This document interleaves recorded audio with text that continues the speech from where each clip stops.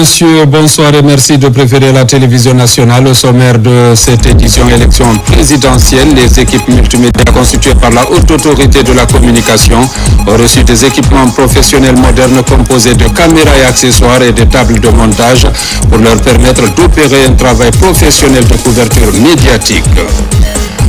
Le ministre des Transports est sur le terrain. Ousmane Gawal Diallo est allé superviser l'avancement des travaux des aérodromes régionaux de Kankan et Labé, deux infrastructures considérées comme stratégiques pour le désenclavement du pays. Coup de filet réalisé par la police de Farana, une importante quantité de drogue saisie du côté de la frontière. Cette importante quantité du chanvre indien a été présentée et remise au procureur pour la suite de la procédure. C'est tout pour les titres. Une fois encore, bonsoir et bienvenue dans ce journal. La Guinée célèbre l'excellence de sa jeunesse sportive. De retour de Gambie après leur brillante prestation à l'IFOA U15, les équipes scolaires féminines et masculines ont été reçues à la primature. Une occasion pour le Premier ministre de féliciter ces jeunes talents qui portent haut les couleurs du pays et se qualifient ainsi pour la prochaine Coupe d'Afrique scolaire. Reportage Elhaj Adi Kamara. Le trophée de l'IFOA à U15 scolaire remporté par la Guinée est présenté ce matin au Premier ministre. Cadre du département des sports, les joueurs et autres acteurs du monde sportif guinéen étaient mobilisés pour la circonstance. Moment fort pour le ministre des Sports de revenir sur la compétition et l'engagement des jeunes à poursuivre les pratiques sportives de haut niveau. Cette équipe que vous voyez, elle était la première à obtenir la première Coupe d'Afrique à Durban. Ils étaient champions d'Afrique. L'année dernière, ils étaient à la Coupe du Monde en Chine et ils sont aussi qualifiés pour la Coupe du Monde de 2026. Et donc, déjà, il faut absolument vous remercier pour le soutien que vous avez apporté parce que c'était très coûteux d'envoyer autant de jeunes à l'époque, mais aussi au niveau africain, depuis le début, les garçons ont tous été qualifiés pour la Coupe d'Afrique. Les dames n'ont jamais été qualifiées. C'est la première fois, après plusieurs tentatives au niveau sous-régional, elles sont championnes de la zone UFOA A et elles seront qualifiées pour la Coupe d'Afrique. Les équipes que vous avez devant vous sont celles qui ont vaillamment représenté notre pays lors de cette compétition zonale qui nous a valu la qualification pour la prochaine Coupe d'Afrique des Nations scolaires U15 prévue au mois d'avril. Les filles se sont classées premières, les garçons deuxième, donc vice-champions. Le trophée U15 scolaire est porté comme un flambeau entre les mains de la jeunesse guinéenne, déterminée à écrire sa propre histoire. Le Premier ministre s'est levé pour toucher du regard le précieux trophée avec un discours qui galvanise. Vous les jeunes, les plus jeunes, vous montrez la voie aux anciens.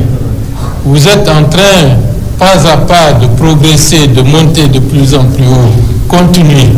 J'ai retenu qu'il y a des investissements que nous devons faire. Nous devons investir au niveau des écoles, dans le cadre du développement du sport. Pas simplement les infrastructures, mais également la formation de personnes qualifiées pour, disons, former, pour l'encadrement et pour aussi les professeurs d'éducation physique. Parce que ça rentre en ligne de compte pour permettre à nos jeunes d'avoir un environnement où aussi bien le corps que l'esprit sont pris en charge dans le système éducatif. Cette présentation est un message clair, celui du travail, de la discipline, de l'ambition, de la persévérance et du sacrifice.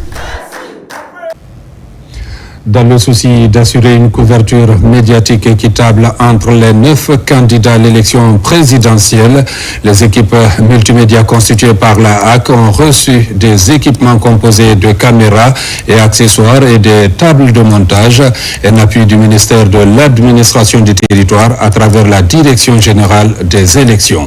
Reportage Kerfala Prescamara, Abdul Razak Souma. Pour permettre aux 9 équipes multimédia constituées dans le cadre de la couverture médiatique des candidats à l'élection présidentielle du 28 décembre 2025, le ministre de l'administration du territoire et de la décentralisation, à travers la Direction générale des élections, a mis à la disposition du ministre de l'information et de la communication des équipements professionnels. Ces équipes à disposition de la HAC par le ministère de l'Information et de la Communication seront dotées chacune de caméras professionnelles haute définition de type Sony et accessoires, d'ordinateurs portables de marque HP de 16 Go de RAM pour le montage des éléments de campagne. En plus de ces éléments, la Direction générale des élections, en accord avec le ministère de l'Information et la HAC, prendra en charge les mêmes équipes durant toute la période de la campagne électorale. En recevant ces équipements professionnels de dernière génération en matière de performance, le ministre de l'Information et de la Communication invite les 9 équipes à plus de professionnalisme et de responsabilité. Je pense que ce sont des équipements très performants que j'ai déjà regardé. Nous avons des caméras Sony qui sont également très professionnelles. Il y a aussi des boîtes de montage. Mais chaque équipe avec un candidat. Il faut le suivre bien acquis. Vous allez sur le terrain, c'est pour vraiment travailler avec professionnalisme, travailler avec responsabilité, travailler avec beaucoup de coopération sur le terrain et faire le montage sur le terrain, c'est une véritable de montage et de ramener à la base.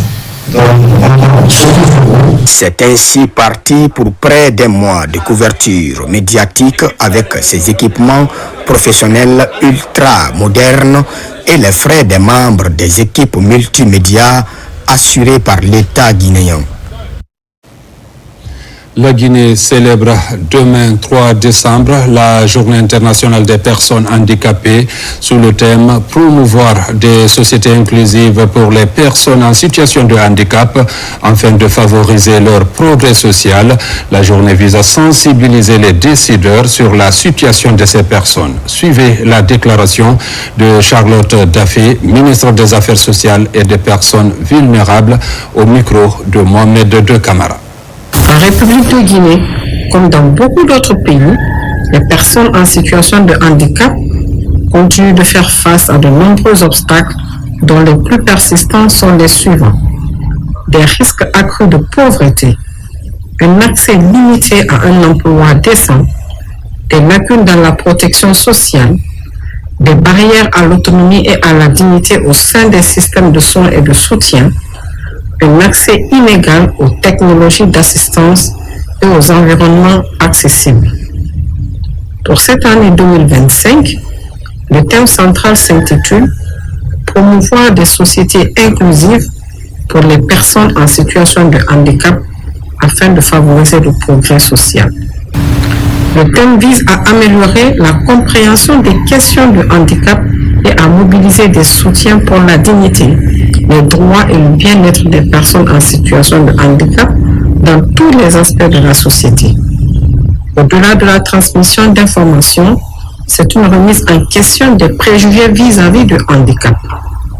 Pour conférer à l'événement la valeur entière qui lui est due, le gouvernement guinéen y consacre 72 heures autour des actions suivantes. Une journée de mobilisation sociale et de plaidoyer en faveur des droits des personnes en situation de handicap le 3 décembre 2025 à Conakry. Des opérations de remise d'appareils orthopédiques et d'aide technique de marche. Une campagne de distribution de kits de protection pour les personnes atteintes d'albinisme dans 4 régions administratives. Une conférence universitaire sur les préalables de l'inclusion des personnes en situation de handicap. Dans le cadre des célébrations, toujours une marche citoyenne est organisée pour célébrer la Journée internationale pour l'élimination des violences à l'égard des femmes et des filles, à l'initiative du ministère de la Jeunesse à travers son service Genre et Équité. Cette mobilisation entend dénoncer les violences que subissent les femmes et les filles dans le pays. Compte rendu, Diaray Diallo. Une marche pour dire non aux violences faites aux femmes et aux filles. Sous le slogan « Tous unis pour mettre fin à la violence numérique contre les femmes et les filles », les participants quittent le pont du 8 novembre pour rallier l'esplanade du stade du 28 septembre. Objectif, alerter sur la hausse des violences en ligne visant les femmes et les jeunes filles. Nous avons la responsabilité d'accompagner les jeunes, de sensibiliser, de prévenir et de promouvoir un environnement numérique sûr, respectueux et inclusif. Avec l'expansion des réseaux sociaux, ces violences deviennent plus visibles et plus préoccupantes. D'où l'appel à une action collective pour freiner le phénomène. Nous, particulièrement au ministère de la Jeunesse, nous pensons que nous avons pris le devant. Nous avons mis en place des centres d'écoute qu'on appelle les SECOJ. Et dans ces centres d'écoute qui sont implantés à travers les pays, les jeunes filles aujourd'hui peuvent aller prendre conseil, s'expliquer, discuter, s'imprégner des réalités et se protéger aussi, apprendre à se protéger. Donc il est important que les paroles se libèrent, que les esprits se libèrent, que la peur change de camp. Au-delà du volet sportif, cette marche permet aux acteurs présents d'échanger et de proposer des pistes pour mieux détecter et prévenir ces violences numériques. À travers cette initiative, le ministère de la Jeunesse réitère sa volonté de promouvoir un espace digital sûr, respectueux et inclusif. Un appel est lancé à tous, institutions, familles, jeunes et citoyens, pour dire ensemble stop aux violences numériques faites aux femmes et aux filles. Parlons à présent des journées nationales des symboles de l'État dans l'arrière-pays. Partout, des campagnes de vulgarisation et de sensibilisation se poursuivent. À Kankan, Farana, Labé et Mamou, ces journées ont été une aubaine pour les administrateurs, citoyens et autres de s'imprégner de la définition, de l'utilisation et de la fabrication des symboles de la République auprès des missions déployées par le ministère de la Justice. Le point avec Tcherno Younoussaba. Au gouvernorat de Farana, services de sécurité, magistrats, autorités et agents publics de l'État sont réunis autour de la réglementation et l'utilisation des symboles de l'État. Même exercice à Kankan où cadres et autorités à tous les niveaux ont répondu présent. La montée du drapeau s'est déroulée également dans le champ collectif de l'hymne national avant d'édifier les cadres sur l'utilisation et la fabrication des symboles de la République. Nous sommes là aujourd'hui pour la sensibilisation, que ce soit le dépositaire du pouvoir public et la population sur l'utilisation de nos symboles, le drapeau, la mairie, la devise, le sceau et l'hymne national. À travers cette journée, on veut éduquer, sensibiliser les citoyens guinéens, mais également les autorités, quant à l'utilisation adéquate, normale de ces symboles de l'État. À l'Abbé, les journées nationales des symboles ont tenu leurs promesses, une activité qui a connu une forte mobilisation des populations. Ici, les citoyens ont été largement informés sur l'importance de ces symboles dans notre souveraineté nationale. À l'image de l'Abbé, la mission du ministère de la Justice et des Droits de l'Homme a expliqué de long et en large aux citoyens, autorités et autres le sens du drapeau, l'hymne national, les armoiries et la devise en vue de leur connaissance parfaite. Les drapeaux de la République de Guinée, rouge, jaune, vert, sont des couleurs panafricaines, chargées de significations profondes, adoptées pour symboliser l'identité nationale et l'héritage de la lutte pour l'indépendance. Elles incarnent la devise de la République de Guinée, notre patrie. C'était de faire en sorte qu'il y ait une marche.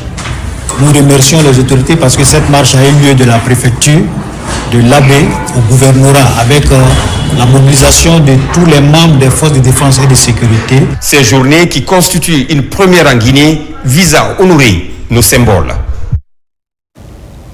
Toujours dans l'actualité, le ministre des Transports était en déplacement à l'intérieur du pays. Objectif, superviser l'avancement des travaux des aérodromes régionaux de Kankan et de l'Abbé, deux infrastructures considérées comme stratégiques pour le désenclavement et le développement économique du pays. Reportage Abraham Christophe Conté. Ici, sur le chantier de l'aérodrome de Kankan, Les spécialistes sont à l'œuvre pour accélérer les travaux. Le taux d'exécution des travaux progresse à grands pas, mais plusieurs défis restent à relever, entre autres la finalisation de la piste principale et l'installation des équipements de navigation aérienne. Présentement, on a terminé tout ce qui est bâtiment. C'est-à-dire que le terminal, on a fini, on a presque terminé. Ça nous reste juste tout ce qui est équipage, c'est-à-dire climatisation et appareillage. Et ensuite, au niveau de la tour de contrôle, c'est exactement le niveau. Et globalement, au niveau des bâtiments, on tourne autour de 93-95% d'évolution. Cette visite consiste à se rassurer de l'état d'avancement des travaux, mais également le respect des normes internationales. Là, actuellement, pour les bâtiments, comme vous pouvez constater derrière moi, nous sommes à peu près actuellement à 73% de la finition et vraiment les choses avancent très bien. Après Cancan, cap sur la baie. Sur le chantier, les infrastructures commencent à prendre forme. Ici, la priorité est à la construction du terminal passager et la modernisation des accès routiers. Aujourd'hui, le constat, surtout par rapport à Cancan, les travaux évoluent très bien. Ça veut dire que nous pourrons espérer qu'on peut être dans le temps de réception pour le mois de décembre. Quant à l'AB, pour le moment, c'est un peu dubitatif, mais on pense qu'ils sont dessus parce que les infrastructures quand même avancent bien. La réalisation des travaux de ces deux aérodromes devrait contribuer à redynamiser le commerce, le tourisme et les échanges entre les régions. Elle permettra également de renforcer le réseau aéroportuaire national. Respect des normes, une visite au niveau du site de production de gaz de Konta dans la préfecture de Forêt-Caria a permis de s'assurer de la qualité de la production dans cette localité. Reportage Mariam Kamara. D'une capacité d'1 million de bouteilles par an, cette usine vise à renforcer l'autonomie énergétique de la Guinée, tout en favorisant l'industrialisation et la transition écologique. Elle permettra de créer plus de 1200 emplois directs et indirects et de moderniser toute la filière du gaz butane dans le pays. Conformément aux instructions de M. le Premier chef du gouvernement, il a été demandé à l'ensemble des ministres d'accélérer les projets d'infrastructure qui sont en cours afin de pouvoir les rendre viables d'ici la fin de l'année. Il était important de procéder à l'installation d'une telle infrastructure qui permettra à la fois de sauver des vies, de faire gagner du temps pour nos ménages, de préserver notre environnement, mais aussi de créer de l'emploi dans la zone, mais aussi pour des jeunes Guinéens. Cette usine, c'est l'une des plus grandes de la sous-région, si ce n'est pas la plus grande. Deuxièmement, cette usine, c'est la première infrastructure industrielle étatique qui a été réalisée depuis la mort du président Sékou Touré. C'est le début d'un processus de réindustrialisation de notre pays. L'implantation de l'usine à Kontan n'est pas un hasard. Le site a été choisi pour sa proximité avec le port minéralier, ce qui doit faciliter l'approvisionnement et optimiser la chaîne de production. La plupart du gaz qui est utilisé sur le marché est importé. Et tout se fait au port de Conakry ou à Kamsar. Ici, ça a été pensé de construire l'usine à Konta parce que nous avons ici un bras de mer qui permettra aux butaniers de venir directement et décharger le gaz afin de permettre qu'il n'y ait plus jamais de rupture. Cette visite confirme désormais l'aboutissement du projet. L'État devra procéder très prochainement à son inauguration officielle pour le bonheur de tous les Guinéens. Face à l'insalubrité croissante à Dubreka, les autorités communales, avec l'appui de leurs partenaires, ont inauguré une nouvelle zone de tri et de transit. Cette infrastructure vise à améliorer la gestion des déchets ménagers et à offrir des opportunités d'emploi à la jeunesse. Reportage Aboubakar Ami Kamara. La problématique de l'insalubrité publique à Dubreka au centre des priorités des autorités communales et partenaires. Pour faire face à cette situation, une zone de tri et de transit ZTT est construite, fruit de la coopération entre la Guinée et l'Union européenne pilotée par Sanita 2.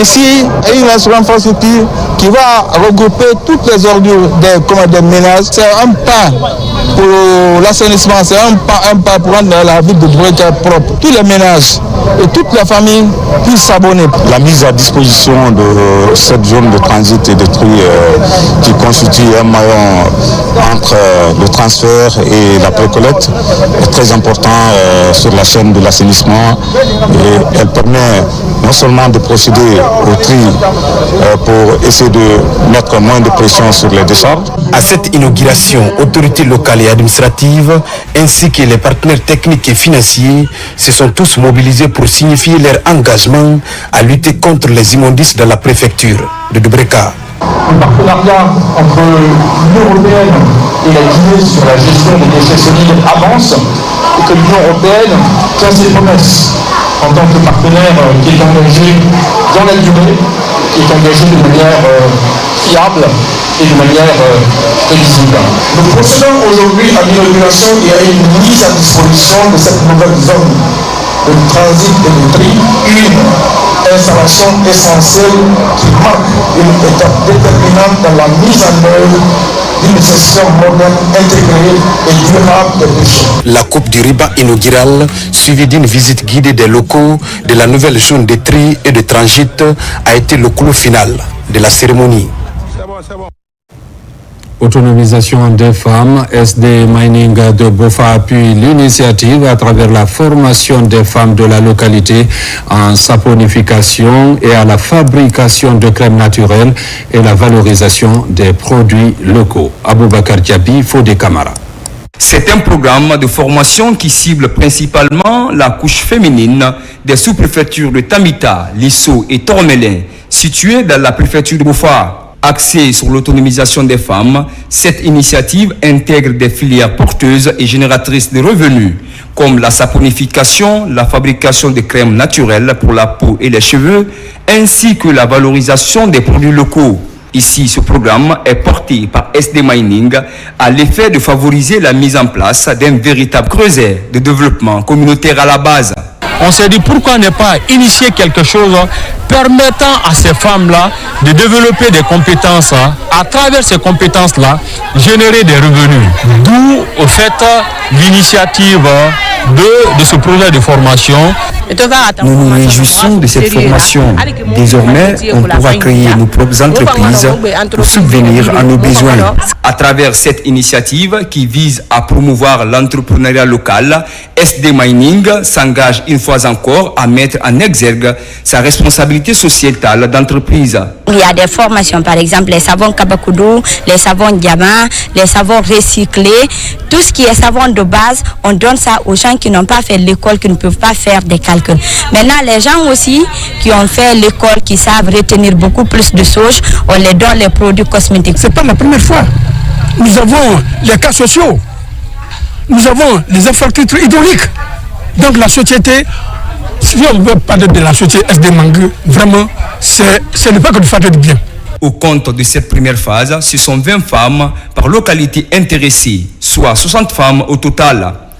Elles bénéficient d'une semaine de formation sur les techniques d'apprentissage progressif et encadré pour être des relais dans leurs communautés respectives. Volet environnement, le parc national du Moyen-Bafing abrite une biodiversité exceptionnelle. La préservation durable de cette richesse naturelle passe nécessairement par l'implication de toutes les couches socio-professionnelles des régions de l'Abbé, Mamou et Farana, d'où le projet Femmes Pro Forêt qui multiplie les renforcements de capacité des acteurs pour la préservation de cette ressource naturelle. Reportage Nabila Kamara, Saraf Diallo. Le parc national du Moyen-Bafing, véritable joyau écologique de la Guinée, renferme une biodiversité unique et joue un rôle déterminant dans la régulation du climat comme dans la préservation des ressources naturelles. Sa protection durable nécessite l'implication active des populations et des acteurs socio-professionnels des régions de l'Abbé, Mamou et Farana. Les 3 derniers jours, on avait ici un atelier avec des parties prenantes de la région du Parc national du Moyen-Bafing et on a abordé plusieurs thèmes ensemble, des thèmes en lien avec l'égalité des genres, donc différencier les notions de sexe et de genre, comprendre les stéréotypes basés sur le genre. Et on a ensuite abordé des questions liées au changement climatique pour faire le lien entre les deux thématiques. À la baie, un atelier régional a réuni les parties prenantes autour de 3 axes: l'égalité des genres, la justice climatique et une gouvernance inclusive. Nous avons fait une formation de 3 jours qui nous a permis de connaître aujourd'hui le changement climatique lié aux droits des femmes dans le parc du Moyen-Bafi. Une initiative portée par le projet Femmes Pro Forêt, financé par Affaires Mondiales Canada et mise en œuvre avec l'appui de l'UPA Développement International, de la chaire de recherche du Canada en économie écologique et de ses partenaires Equitas, Habitat et Oscol. Les femmes sont souvent plus affectées par les changements climatiques. Donc on tente de les outiller à la fois pour protéger l'environnement, protéger la biodiversité du parc et en même temps développer des activités économiques durables, évidemment respectueuses dans l'environnement, équitables également pour les femmes. Femmes et jeunes détiennent des savoirs précieux sur leur environnement et une capacité d'action essentielle pour renforcer la résilience et protéger durablement ce patrimoine naturel. Il faut dire que la lutte contre les changements climatiques s'intensifie. Les membres du comité central sont en formation pour la maîtrise des documents stratégiques, une initiative du gouvernement à travers le ministère de l'Environnement et du Développement durable et les partenaires techniques et financiers. Ousmane Ba, Souleymane Kondé. La Guinée dans sa dynamique de lutte contre les changements climatiques. Une actualité qui s'impose aujourd'hui compte tenu de l'ampleur de ses effets néfastes sur l'environnement. Ici, le comité central de lutte contre le phénomène est en formation pour la maîtrise des différents documents stratégiques relatifs au changement climatique. C'est une formation qui intéresse les différents membres, n'est-ce pas, du comité, parce que nous venons des différents départements et chaque département a ses attributions. Et en fonction de ces attributions, nous venons pour suivre la formation et qui va nous permettre d'être mieux outillés afin de répondre aux attentes. Cette session ordinaire engage une véritable synergie entre les acteurs des ministères sectoriels, membres du Comité national de lutte contre les changements climatiques.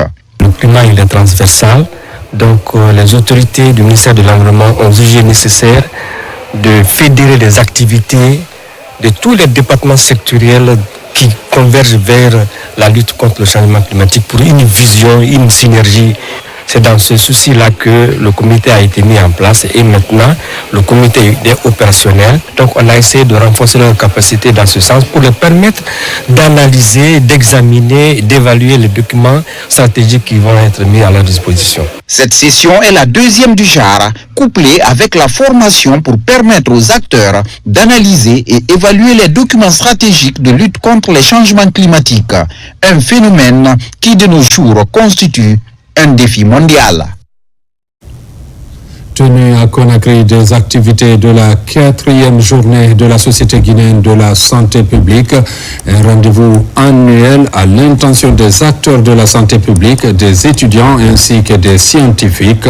Cette année, le thème retenu est le renforcement de la sécurité sanitaire dans les pays à ressources limitées. Les précisions dans cet élément de reportage d'Ali Badrakonde. C'est parti avec les travaux de la 4e édition des journées scientifiques. Un rendez-vous annuel à l'intention des acteurs de la santé, des étudiants et des scientifiques. Cette année, le thème retenu est le renforcement de la sécurité sanitaire dans les pays à ressources limitées. Nous assistons donc à une réduction tendancielle des financements qui sont alloués à la santé, mais aussi à la recherche biomédicale. Parallèlement, la montée en puissance des discours anti-sciences depuis la pandémie de Covid-19, de la désinformation, menace la confiance du public dans nos institutions de recherche et également dans nos interventions parfois sur le terrain. Ces journées sont donc une opportunité cruciale pour consolider notre alliance et forger les synergies multisectorielles indispensables. La route est encore longue, mais Gavi continuera d'avancer aux côtés de la Guinée avec la même ambition et la même foi dans les capacités de ce pays. Cette 4e édition ambitionne d'apporter des réponses concrètes aux défis persistants dans la préservation, la préparation et la réponse aux menaces sanitaires. la santé publique est un art et une science. Et c'est l'art de guérir. L'art de guérir en grec ancien, ça se dit yakitre techne. C'est-à-dire que c'est à la fois le savoir d'un savant, c'est l'art d'un artisan et c'est la finesse d'un artiste. Je vous invite à faire de ces journées non seulement un cadre d'échange académique, mais aussi un laboratoire d'idées, un incubateur de solutions adaptées à nos réalités, un lieu de consolidation de partenariats durables. Ces journées scientifiques ont permis à ces chercheurs d'échanger avec des experts internationaux sur les meilleures pratiques pour renforcer le système de santé publique en République de Guinée. À Boké, les femmes vendeuses de Kareki Madina dans la sous-préfecture de Kolaboui peuvent désormais se frotter les mains après plusieurs années sous des hangars de fortune. Elles bénéficient enfin d'un marché moderne. Le geste est du consortium SNB Winning, une action qui s'inscrit dans le cadre du développement communautaire et de la promotion de l'économie locale. Reportage Mamadi Ternakamisoko. C'est un grand jour pour Kareki Madina dans la sous-préfecture de Kolabougny. Autrefois exposées aux intempéries sous des abris de fortune, les vendeuses disposent désormais d'un hangar moderne offrant un cadre sécurisé et adapté pour exercer les activités commerciales. L'édifice flambant neuf, construit sur une superficie de 250 mètres carrés et réalisé par le consortium UMS et SMB Winning, vient d'être officiellement remis à la communauté laborieuse. Ce marché permet aussi de protéger les femmes, les braves femmes, contre les intempéries de la nature qui sont le soleil et la pluie. Ça permet à toute la communauté de se retrouver pour pouvoir faciliter en tout cas l'échange.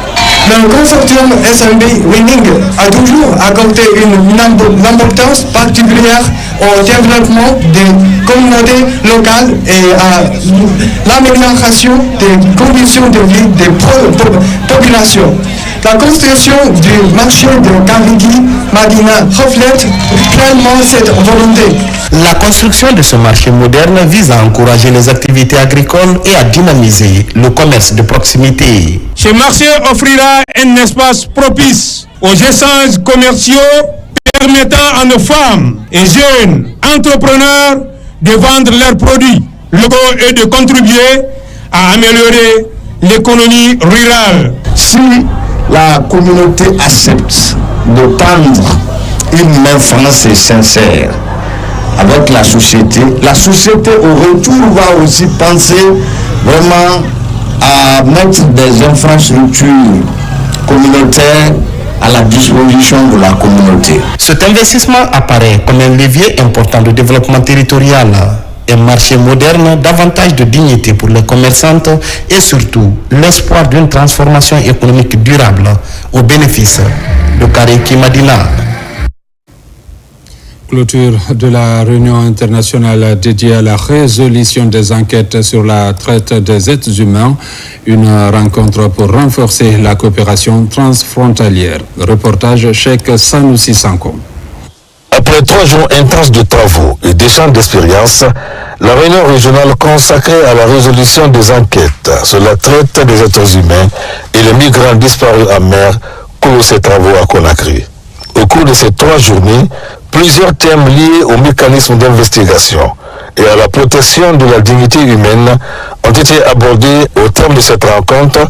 Des recommandations ont été formulées auprès des décideurs afin de mettre en pratique les nouvelles connaissances acquises lors de cette formation. Nous adoptons la présente déclaration de Conakry et convenons de renforcer la coopération opérationnelle et judiciaire, mettre en place les équipes conjointes d'enquête pour les affaires transfrontalières, harmoniser les procédures d'échange d'informations entre forces de sécurité, magistrats et services de renseignement. Nous engageons à renforcer la coopération transfrontalière, à partager les données sur la traite des êtres humains et des migrants disparus en mer, à faciliter l'accès aux outils d'Interpol et à soutenir la mise en place d'un mécanisme régional de réponse coordonnée. Les participants ont chaleureusement remercié les initiateurs, tout en assurant que les enseignements pertinents tirés de cette réunion renforceront davantage l'efficacité dans l'exercice de leur mission. Nous vous assurons que les échanges au cours de ces débats nous ont permis de renforcer nos coopérations interrégionales pour répondre efficacement aux assignés. Je ne saurais terminer sans solliciter auprès des différentes autorités, décideurs, de la prise en compte des recommandations issues de cette réunion. Nous clôturons aujourd'hui cette réunion sur les nouvelles perspectives et sur les nouveaux défis dans notre secteur d'activité. Je suis certain que ces journées d'échange ont été intenses et riches en informations et en expérience. Désormais, cette coopération transfrontalière entre la Guinée et les pays frères pourrait contribuer à la résolution de nombreux défis liés à la traite des êtres humains. Je vous l'annonçais dans les titres, coup de filet réussi de la police de Farana. Une importante quantité de chanvre indien saisie. Cette saisie a été opérée à Kouratou dans la sous-préfecture de Banyan, une des zones frontalières de Farana avec la Sierra Leone. Ibrahima Oulien Fofana.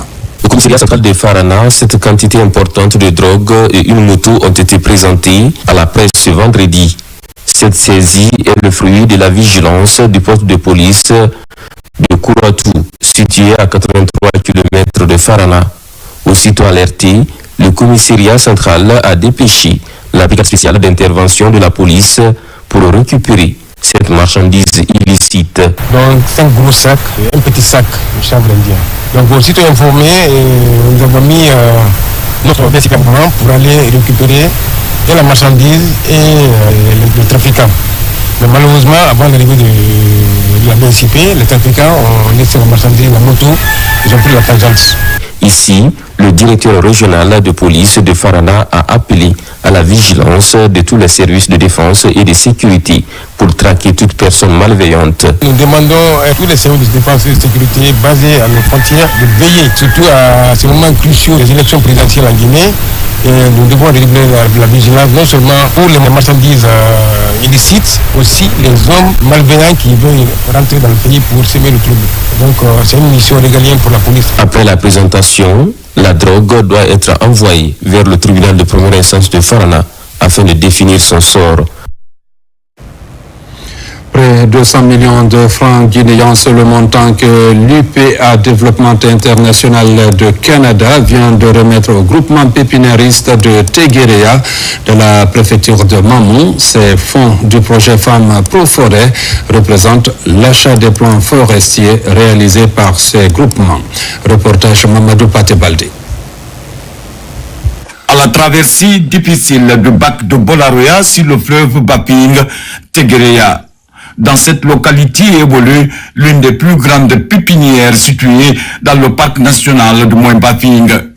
Grâce à l'ONG PADI, les membres de ce groupement viennent d'être récompensés suite à la vente de 38 000 plants forestiers réalisés dans cette localité. À Teguerea, c'est une zone où il faut reboiser. Nous avons donc mis en place une pépinière communautaire qui a permis à 25 personnes, donc 15 femmes, de travailler sur ces pépinières et ils ont produit des plants. Et donc nous avons aujourd'hui, c'est une cérémonie de remise des fonds justement à ces communautés-là qui ont produit des plants pour leur permettre non seulement de pouvoir continuer de produire. Financé par le gouvernement canadien à travers Affaires mondiales Canada, le montant remis est estimé à environ 100 millions de francs guinéens. Il va servir à rémunérer les pépiniéristes à hauteur de 50%, tandis que 30% seront réinvestis dans l'augmentation de la production et les 20% orientés dans les actions de développement communautaire de la localité. Grâce au projet Femmes Pro Forêt, nous avons appris comment faire des pépinières. Nous les remercions pour cet accompagnement matériel et financier. Le premier conseil que je vais donner, c'est d'abord d'interdire totalement les feux de brousse. Entretenir ce qui est mis à notre disposition. Et garder encore le couvert forestiers. Réalisé dans le cadre de la mise en œuvre du projet Femmes Pro Forêt, il vise à l'adaptation du changement climatique dans le parc national de Moine Bafing en faveur des femmes et de leurs familles. À EcoFest 2025, Festival des Arts et de la Culture, la CEDEAO et l'IEMOA ont réuni hier des jeunes acteurs engagés autour d'un panel dédié à la jeunesse. Des échanges dynamiques ont donné naissance à une véritable synthèse des priorités et propositions portées par cette nouvelle génération. Les précisions à Dakar de nos envoyés spéciaux Adama Mohamed Keita et Mohamed Touré. La CEDEAO et l'UEMOA ont réuni experts, décideurs et représentants de la jeunesse pour un panel entièrement consacré à un enjeu majeur, l'avenir des jeunes en Afrique de l'Ouest. Dans une région où plus de 60% de la population a moins de 25 ans, les deux organisations régionales misent sur l'éducation, l'emploi et l'innovation pour stimuler un développement inclusif et durable. Nous avons senti aussi dans la salle aujourd'hui l'angoisse des jeunes par rapport à leur avenir lié aux offres de formation qu'on leur fait qui ne sont pas en adéquation avec le marché de l'emploi. Nous savons désormais que l'Afrique va être l'avenir du monde, tout le monde le dit, mais il faudrait que cet avenir soit pour nous Africains, pour la jeunesse africaine. Entre témoignages et propositions concrètes, le panel a permis de mettre en lumière les attentes d'une jeunesse en quête d'opportunités, mais aussi porteuse de solutions. Les États en sont déjà conscients. Comme le gouvernement guinéen aujourd'hui s'inscrit pleinement dans cette vision qui place la culture au centre des priorités gouvernementales, c'est d'ailleurs pourquoi aujourd'hui, au niveau de la Guinée, nous avons réalisé des réformes importantes pour accompagner, pour formaliser le secteur de la culture qui passe par l'adoption d'importantes lois qui ont été votées au CNT et également beaucoup d'actions entreprises dans le sens de la récupération et de la valorisation des biens culturels de la Guinée. La CEDEAO et l'UEMOA promettent de renforcer la coordination de leurs programmes en faveur des jeunes avec un suivi plus rigoureux et des financements mieux ciblés. Un rendez-vous placé sous le signe de l'espoir et de l'engagement collectif pour faire de la jeunesse ouest-africaine le véritable moteur du développement régional. Sport, Maman envoie un message fort à la jeunesse. La jeunesse de Maman veut la paix, la cohésion et la responsabilité dans la vie publique. La délégation communale des jeunes de cette ville Carrefour vient d'organiser la 4e édition du tournoi interquartier doté du trophée de la paix et de la responsabilité citoyenne. C'est le ministre des Mines et de la Géologie, parrain de la préfecture, qui a présidé cette compétition. Reportage Martin Francine Adono. Mamou, la ville Carrefour a vibré ce week-end au rythme du lancement officiel de la 4e édition du tournoi interquartier. 14 quartiers au total vont rivaliser leur talent au stade Michael Diakité de la cité jusqu'au 20 décembre 2025. Cette édition est placée sous le signe de la paix, de la cohésion sociale et de la responsabilité citoyenne. À travers cette compétition, nous allons sensibiliser la jeunesse et toute la population par rapport à la paix durant vraiment cette période cruciale. Nous lançons un appel pressant à toute la jeunesse de Mamou et d'ailleurs de se donner les mains parce que ce sont nos héritiers. Il faut qu'ils apprennent la paix, la cohésion sociale et le pardon. Ce tournoi interquartier de la paix et de la responsabilité citoyenne est devenu un événement majeur dans la dynamique socio-culturelle de Mamou. La présence du ministre des Mines et de la Géologie, Bouna Silla, dont il est le parrain de la préfecture, et d'autres personnalités publiques confèrent cette année un prestige particulier, témoignant de l'importance accordée à la jeunesse et à la prévention des crises.